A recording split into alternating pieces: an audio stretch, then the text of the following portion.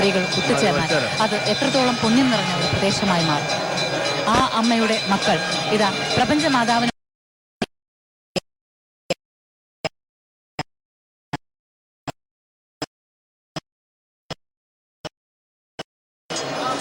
ഈ പ്രസാദത്തിലൂടെ, പ്രാർത്ഥനയിലൂടെ ഒരു വലിയ തലമുറ വാർത്തെടുക്കപ്പെടുകയാണ്.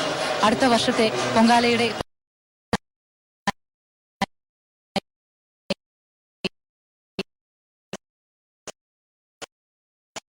ദേവിയെ നന്നായി തൊഴുത്, ദേവിയെ നന്നായി പ്രാർത്ഥിച്ച് പൊങ്കാല ലോകം എത്ര ഈ ലോകമായാലും അല്ലെങ്കിൽ ഇലക്ട്രോണിക് ലോകമായാലും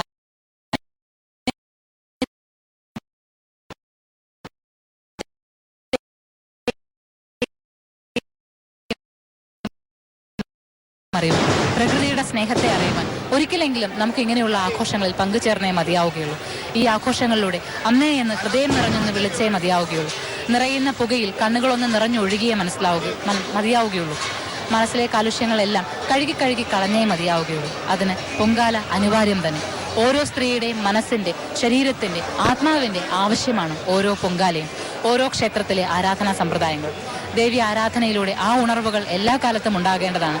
അങ്ങനെ ഉണർന്നാൽ മാത്രമേ ഇനി വരും കാലങ്ങളിലേക്ക് ഒരു ശക്തിയെ സ്വരൂപിച്ചു വെക്കുവാനാവുകയുള്ളൂ. പെണ്ണ് എന്നാൽ, സ്ത്രീ എന്നാൽ തളർന്നു പോകേണ്ട ഒരു ശക്തിയല്ല എന്ന് ഓരോ കാലങ്ങളിലും ഉണർന്ന് കാലത്തിനനുസരിച്ച് മാറ്റത്തിന് വിധേയമാകുമ്പോഴും ആ മാറ്റങ്ങളുടെ എല്ലാം പരമാത്മ ചൈതന്യമായ ശക്തിയെ തിരിച്ചറിയേണ്ടവളാണ് എന്നുമുള്ള അറിവ് അത് ഓരോ സ്ത്രീയെയും നയിക്കണമെങ്കിൽ ആറ്റുകാൽ പൊങ്കാല നമ്മോടൊപ്പം ഉണ്ടാകണം. പൊങ്കാലയിൽ ഈ മധുരം നിവേദിക്കപ്പെടണം. ആ നിവേദ്യം പ്രസാദമായി ദേവിയിലേക്ക് എത്തണം. ഒരു ദീപം ആ ശ്രീകോവിലിൽ നിന്ന് പുറത്തേക്ക് എഴുന്നള്ളി വരണം. പ്രപഞ്ചത്തെ മുഴുവനും അത് പ്രകാശമാനമാക്കണം. ആ പ്രകാശം കണ്ടുകൊണ്ട് വേണം നമുക്ക് ഉണരുവാൻ. ഈ വെള്ളത്തിനെ അറിഞ്ഞുകൊണ്ട് വേണം നമുക്ക് നനയുവാൻ. ഈ അഗ്നിയെ അറിഞ്ഞുകൊണ്ട് വേണം നമുക്ക് ജീവിക്കുവാൻ. ഈ മധുരത്തെ അറിഞ്ഞുകൊണ്ട് വേണം നമ്മുടെ ജീവിതവും, നമ്മുടെ ഭാവിയും, നമ്മുടെ കുഞ്ഞുങ്ങളുടെ ഭാവിയും ഒക്കെ മധുരതരമാക്കുവാൻ. അതിന് പൊങ്കാല അനിവാര്യം തന്നെ.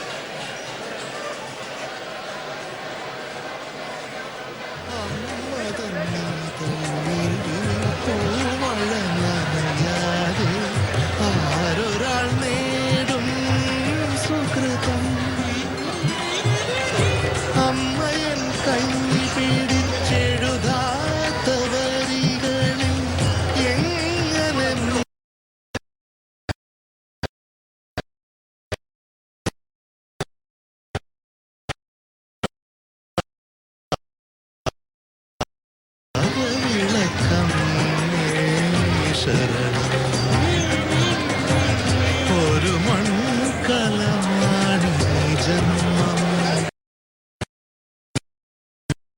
പിടിമോഹങ്ങൾ തിളക്കം.